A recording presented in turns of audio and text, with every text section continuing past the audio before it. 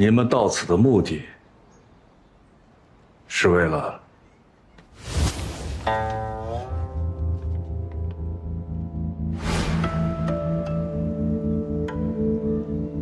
你放心，我们来这里并无任何目的。萧昭言是我妹妹，她在这里，也是因为当年我拜托大家长安排的。原来如此。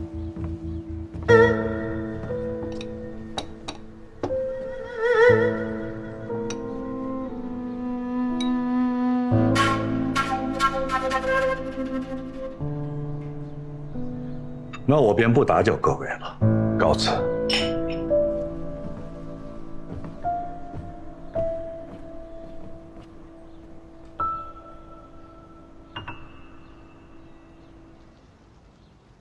这人还真是有趣啊！他知道了我们的身份，略微有几分惊讶，但是剩下的就是想离我们远远的。这里的人最怕的就是又和暗河摊上关系。 像邪墨叔叔这样隐退的人不在少数。若是将他们重新收回暗河，也是一股可怕的战力。所以他知道你们的身份后，确认你们不是为他们而来，便立刻走了。若是为他们而来，便是会有一些麻烦。哎，不说了。你不是说顿顿有肉，餐餐有酒吗？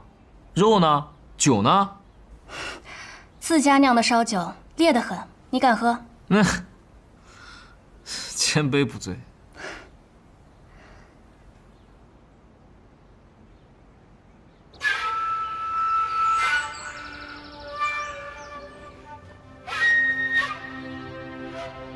你居然敢在大白天来舅舅府上求降，说明你已经收服了3家之人。是的。 爷爷他们已经答应跟殿下合作了。很好，识时务者才为俊杰。义卜若能明白这个道理，也不至于落到这个下场。而你做了对的选择。从少时起，我便奇怪，为何影卫们可以来去自如，而我们3家却只能守在万卷楼周遭。 做他义卜，做他影宗的后院守卫，直到我看见了苏沐雨，我才明白我这些年的不服不愿，到底是为了什么。苏沐雨他不甘心做影宗的影子，难道我便甘愿吗？爷爷他们老了，而我却年轻，而年轻者便是敢于闯出旧天地。大皇子殿下。 我愿做一支利剑，等待您松手离弦之日。助我之声名响彻天下。到那时候，再瞧瞧，是江湖木鱼里的剑厉害，还是朝野风云中的剑厉害？好，很好。对了，那一晚，他们2人已经带走了属于自己格子里的那份信纸了吧？带走了。很好。暗河易主之后，易卜就命人将里面的东西都取走了。大皇子给他们的是假消息吗？不，自然是真的，甚至可能比原来的那一份还要更加详细。因为消息是我很多年前从白小堂手中买过来的，那时的白小堂还并没有被琅琊王的势力所染指。殿下为何要帮他们？因为很快，他们就要帮我了。雨墨姑娘，替我关注一下天启玄武使的动向。我跟他有过约定，不过昨日我去内卫司，他们的人说已经很久没有见过他了。如果有他的消息，他回天启，第一时间通知我。哦，是。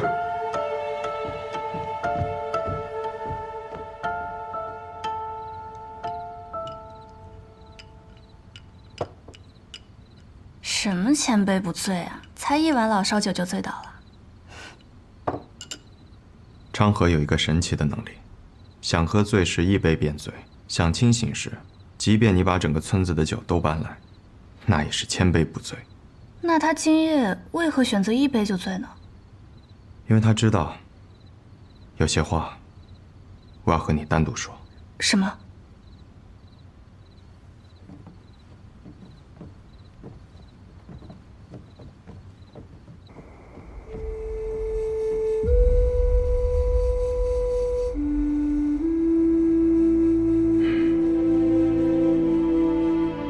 我在天启城的万卷楼中找到了当年的隐秘，也知道了吴建成覆灭那一夜涌入城中杀手的身份。是谁？安和。真的是安和吗？当年安和奉命派出杀手93名，协同卓玉洛的几名亲传弟子，发动了吴建成之乱。卓玉洛全家上下67人，唯有年幼的少主存活。顺河道逃生，被安和所擒。吴建成少主天生剑体，苏家家主垂涎其天分，故特地安排进入炼炉，以无名者身份培养，以待日后成为苏家战力。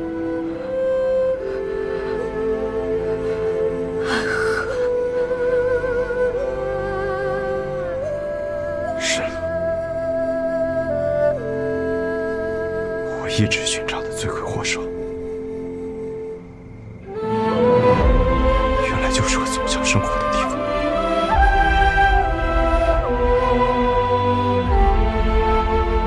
动手的杀手93名，存活下来18人。这上面的名单我都看了，每一个是我熟悉的，因为他们都在日后执行任务的过程中被杀害了。你可以看看。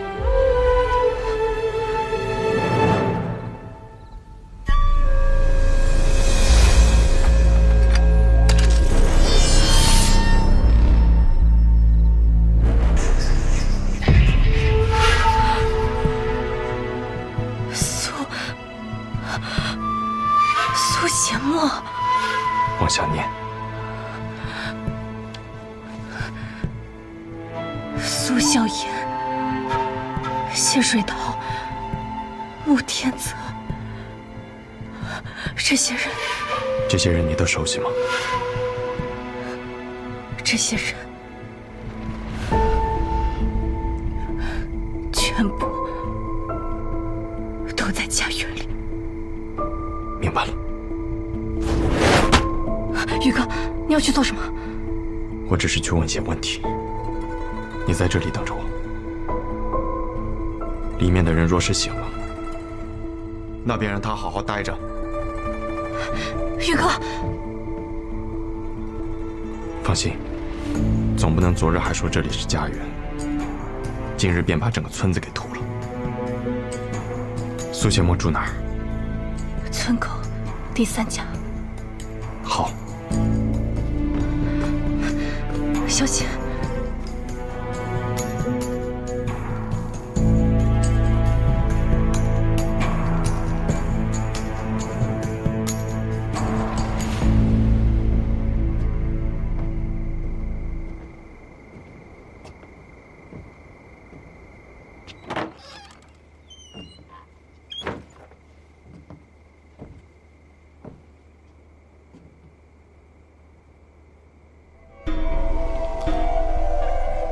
前辈好雅兴，很多年的习惯了。喝上一壶酒，吃上一碟花生米，是我每日唯一快乐、轻松的时光。我理解。今日见你的第一面，我就猜出了你的身份。你和你父亲年轻的时候格外的相像。我的剑法和我父亲当年比起来，也并不逊色。你的伞是你的剑，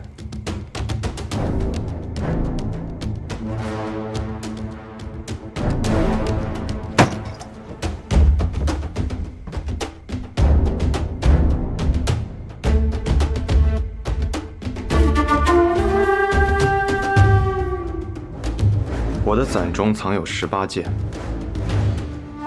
这屋里屋外加起来共18人，刚好一柄剑，取一条你们的命。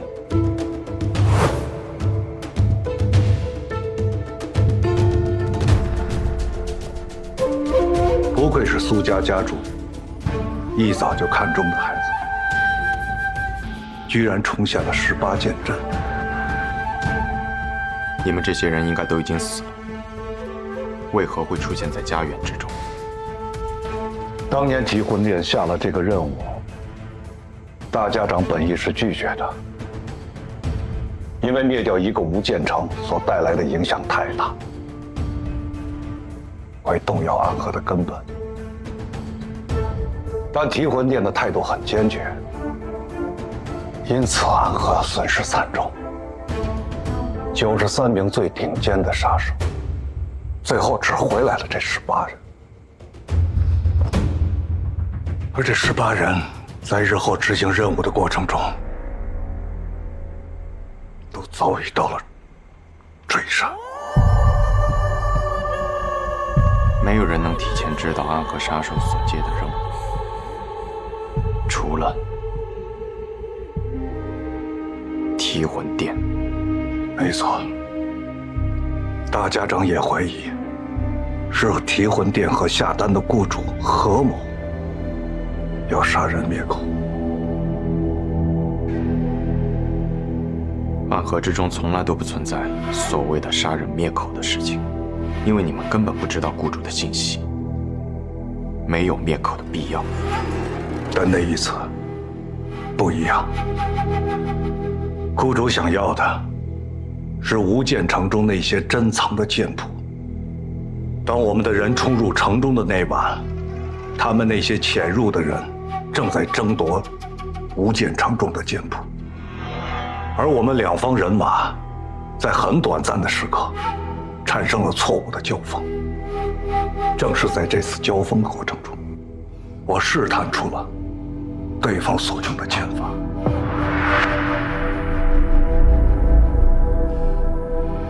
成剑上9天，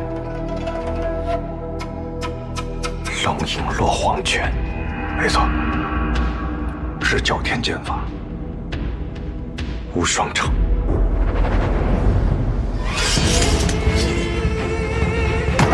莫急，此剑一出，天下无间。可偏偏号称天下无双的第一武城，赖以成名的也是剑。无双城，这个答案还真是令人心寒。为何心寒？因为我的父亲曾称赞过前任无双城城主刘云奇的剑法，对他隐有相惜之意。只可惜，苏公子，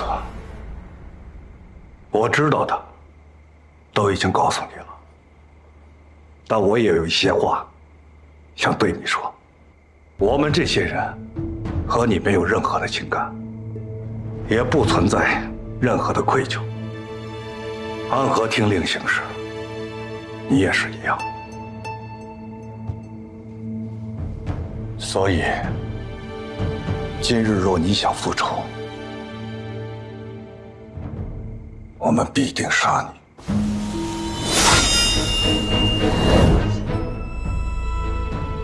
我若要寻仇，找的也应该是卧道之人，这点我明白。更何况，入了家园，这一生的罪孽荣光都将洗尽，这一点也不会有任何改变。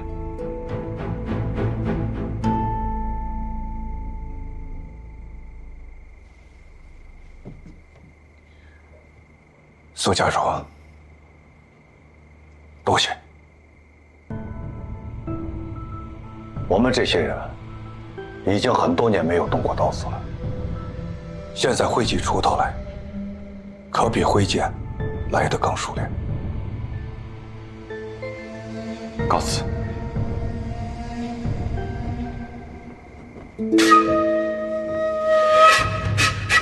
桃儿，怕他做什么？咱们这么多人，还怕杀不了这么个小子？恐怕还真杀不了。18剑战可不是闹着玩，更何况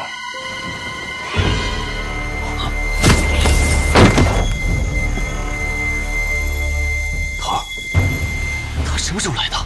已经来了很久了。刚才我们现身的时候，门外这人就已经动了杀气。如果我们真的动手，他一定会冲进来的。他是暗河这一带的大家长，苏长河。苏长河，有意思。那他身上这股气息是？他练了研魔掌。我听说，这是一门被诅咒的武功，但凡修炼此等武功的大家长，都不得善终。我不相信这种说法，只因我们这样的人，大多都没有善终，所以才显得似乎每一位修炼研魔掌的大家长都不得善终。你怎么来了？不是不让你来吗？我喝醉了，没听到。不是让昭妍告诉你了吗？我为什么要听一个小丫头的话？不过既然你不打算动手了，那我们明天去南安吧。为何这么突然？要去南安？刚刚来的消息，你相好的让我们去玩。说原话。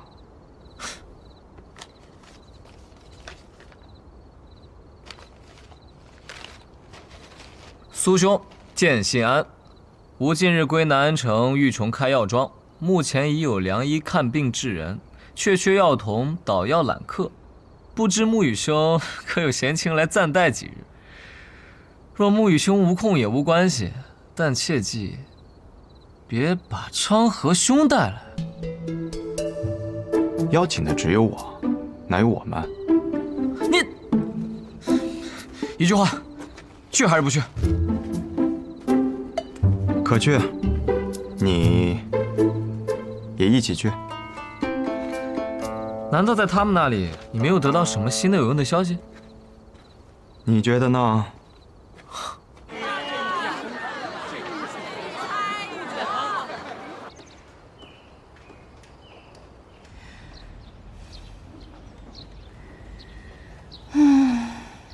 这样的生活可真美好啊！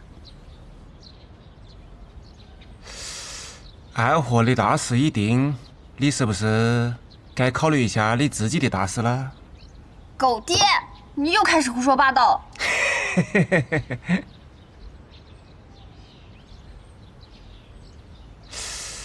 我觉得苏沐雨蛮好的啊。暗河里面这人啊，我看他最顺眼。可是我不喜欢他那样的，太轻了，感觉很没趣的样子。可能大多数女孩子会喜欢他那样的，看起来温柔，而且长相也很俊秀。但是什么？但是我更喜欢有意思的人，比如苏昌河那样。啊？那可是暗河的大家长，要武功有武功，要地位有地位，而且呢，人也很有趣，说的话别具风味，是一个很特别的男人。这个臭小子，你这个臭丫头！哎，狗爹，你去哪儿啊？我不能杀你，你是我的女，但我可以把苏长河那个卵子杀了。你等着啊，我马上回来。他可是暗河的大家长，苏沐雨只是一个苏家家主而已。为何狗爹你这么喜欢苏沐雨，对苏昌河却这么抗拒呢？苏昌河那个臭小子啊，功夫是高，但是一肚子的坏水啊！你要是嫁给他，爱媳妇是小事，怕是一辈子要当寡妇啊！哎，英雄注定是要被你们这些俗人所误解的。我们家昌河呀，那岂是……没想到神医对我居然如此中意啊！不会吧？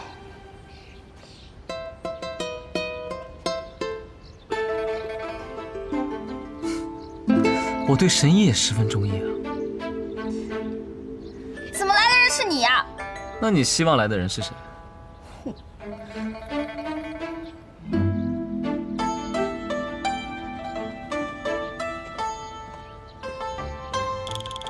这位姑娘是？她是这个世间苏沐雨最在意的女人，她是和苏沐雨青梅竹马长大的好妹妹，她就是萧昭言，来自暗河的家园。去南安，那里有位神医，正好缺一名捣药的弟子。原来苏沐雨时常挂念的那位家园中的人，就是萧姑娘啊。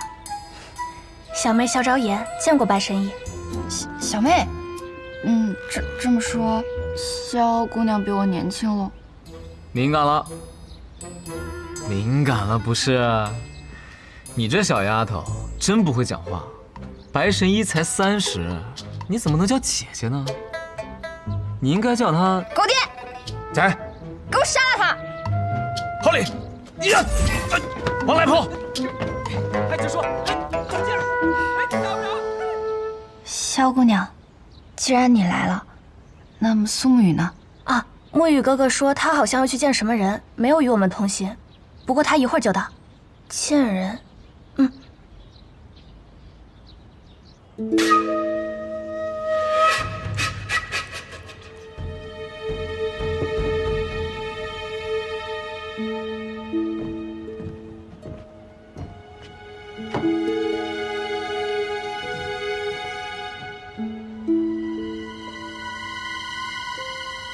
你跟了我一路，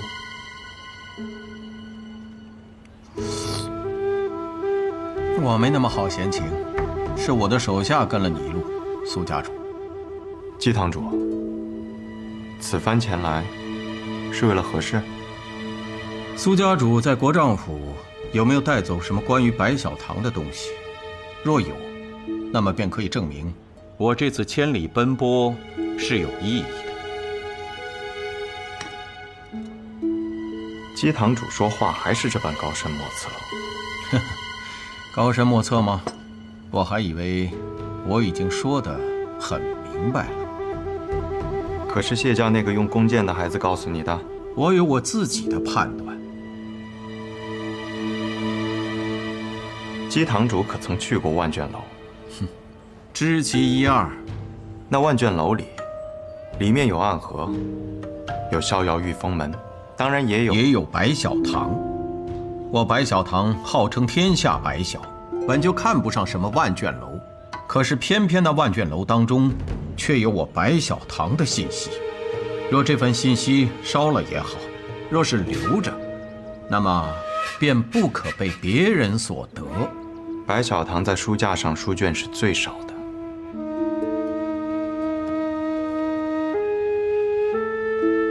只有这一本，我从万卷楼中取得，并没有看过。苏家主是个聪明人，幸好你我现在还不是对手。若是有朝一日白小堂和暗河成为了敌人，那么苏家主将会是我第一个必须要杀死的人。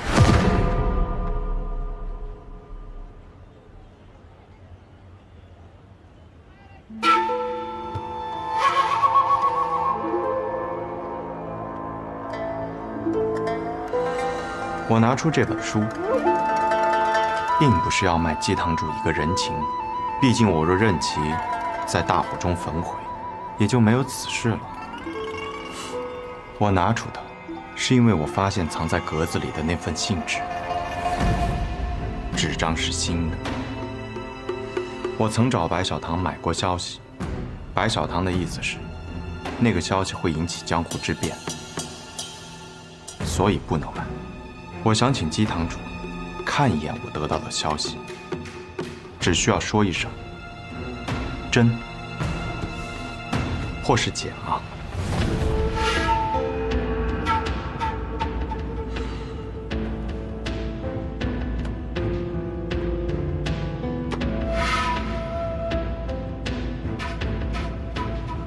好。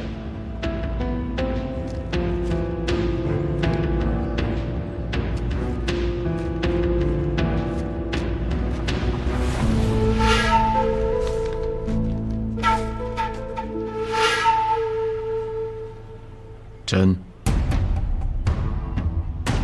多谢。有人从白小堂拿走了这份消息，然后又抄录了一份新的放了进去。调包的我见多了，可是以真换真还是头一次见。或许是因为我们记录的更加全面，他想用这个消息向你卖个好，或者是巴不得希望你从这上面获得某些讯息，然后去做一些事情。哼，看来有人想要利用你。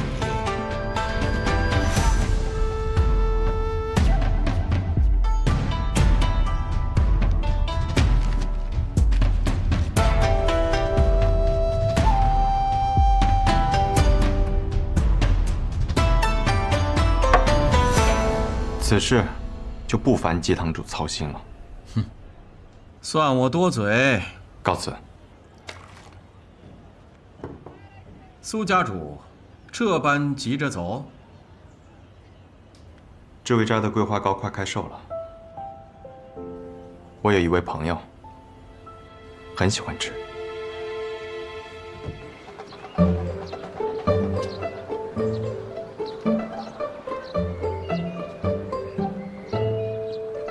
鹤羽药妆。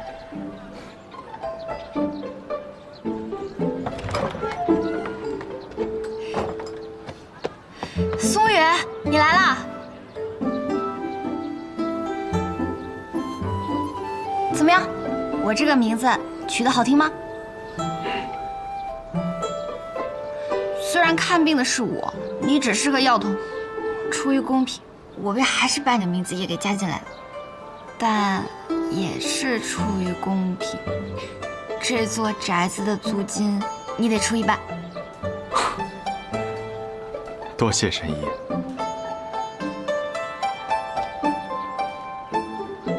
智慧斋的桂花糕，你谢我做什么？听说你方才去见人了，怎么南安城中你还有朋友？算不上朋友，只是故人，恰逢在这南安城中遇见了。哦，神医，怎么了？既然这药庄有我一半，那为何还不请我进去啊？哦，请进，进来，进来，进来，进来。哦。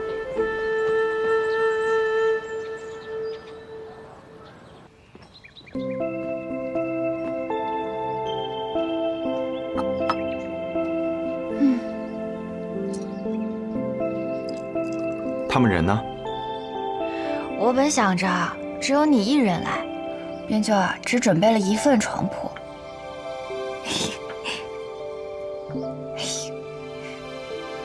狗爹呢倒是有先见之明，知道苏昌河定会跟来，所以就悄悄多准备了1份。可谁想到，你带回来个青梅竹马，狗爹就只好带着他们去置办一些床铺还有杂物了。原来如此。你笑什么？你说，昌河买东西会讨价还价吗？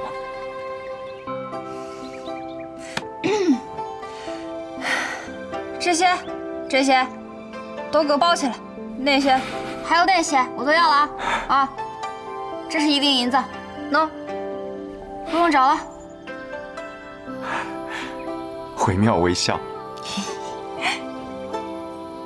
我跟你说，人突然有钱之后啊，都是这个样子的。他现在不是暗河大家长了吗？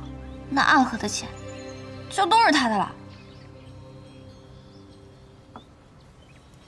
对了，你那个妹妹是怎么回事啊？你怎么突然把她从家园里给带出来了？你不是和我说过，家园才是最安全的地方吗？因为我们查到了，当年覆灭无间城是暗河执的刀，其中一些人尚且存活于世，并且就在家园之中。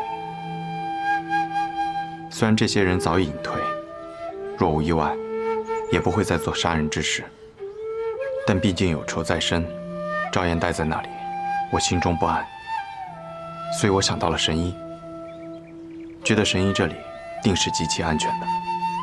神医这么可靠，再加上有哲叔坐镇，赵岩待在这里定然安全。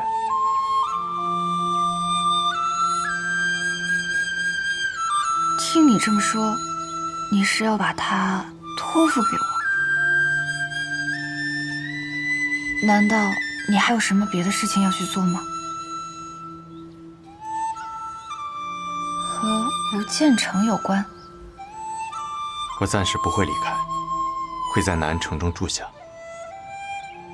毕竟这是由我出力的药庄，得好好经营起来才是。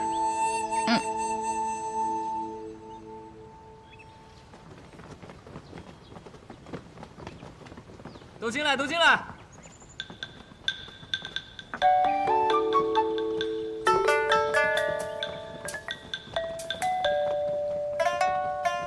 先放着。想想怎么安排啊？那些吃食先放厨房。好嘞。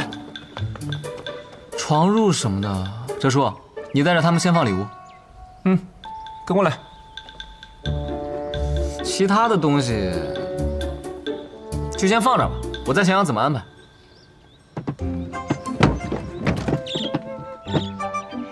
你看我说什么来着？这是什么玩意儿？本来人家只是个卖鱼的，这青玉盆是传家宝，结果昌河大哥偏要都买下来。那店家见了金子，忍痛割爱，就托了这位大哥给送来了。500两。来，拿去分了吧。多谢公子。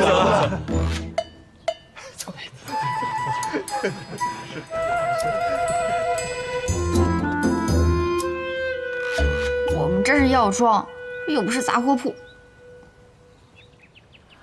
我又没把这儿当成药庄来布置，我是觉得这是我们的家，以后要在这里生活，自然需要多些趣味，布置一些我们喜欢的东西。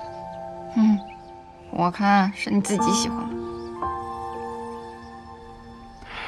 我怎不知你喜欢关羽啊？还有斗鸟。每个人都有自己喜欢的东西嘛。你喜欢捣药做饭，做个良家男子，但我嘛，便喜欢遛鸟、观鱼、听曲儿，做个不要脸的败家公子哥，人各有志。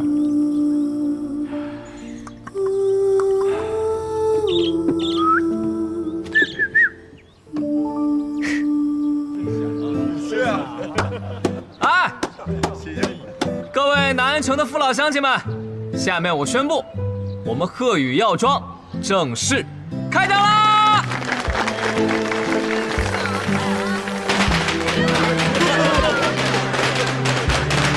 我们的药庄不是早就开张了吗？昌河说我们之前等人上门问诊不长久，得趁着这个机会，让十里八乡都见识见识神医你真正的实力。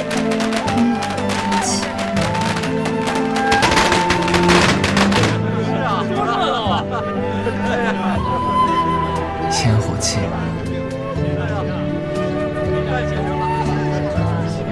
哎呀，药庄，我怎么记得这以前是一个靠郡郎君卖高价药方的地方啊？